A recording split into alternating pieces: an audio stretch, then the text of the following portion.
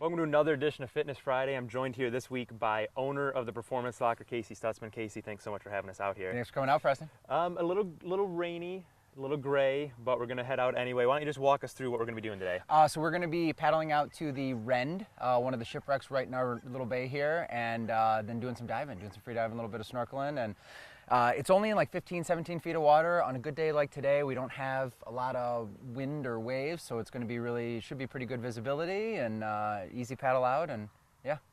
Perfect. So for an event like this, I don't think a lot of people realize just how lucky we have it here. I mean, we get to go out in a stand-up paddleboard or a kayak or a boat and visit these shipwrecks that are 50, 60 years old. Right. So is this something that you definitely urge people to go out and do? Oh my God, 100%. Like, they're right there.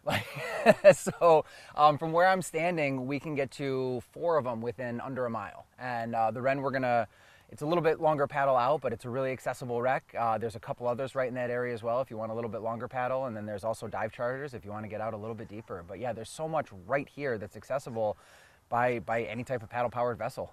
So run us through, we're going to be using the free diving technique. I know we talked a little bit about this earlier, so just run us through what that is.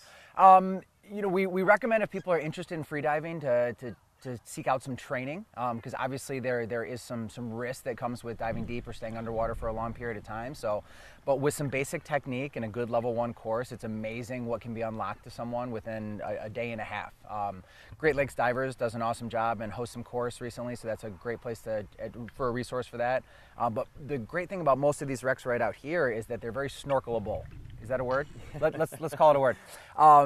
The visibility is usually pretty good. They're in anywhere from 12 to 15 feet of water. So on a good day, you just put your face in the water and there it is. Perfect. That sounds great. Well, hey, I'm looking forward to it. Thanks so much for too, having man. us out here. Let's get to it.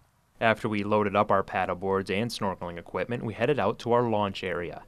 The meeting point was a spot on the side of the road just past Lafarge. It was there that Casey gave us a detailed rundown of what exactly we would be doing that morning.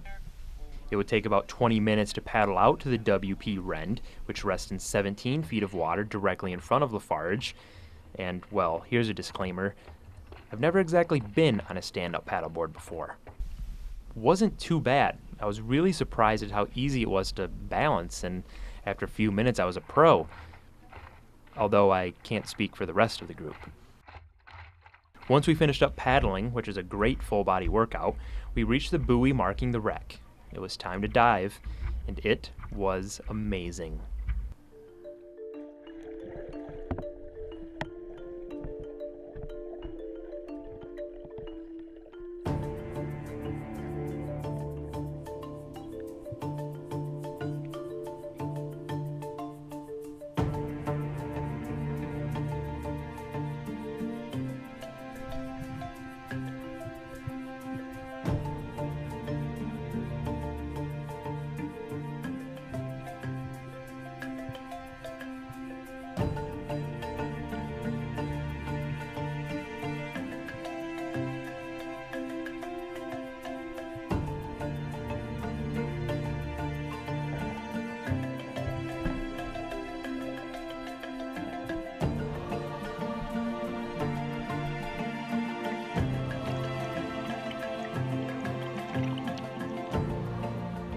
When we finally finished after spending 3 hours in the water, I wondered to myself, why haven't I done this before?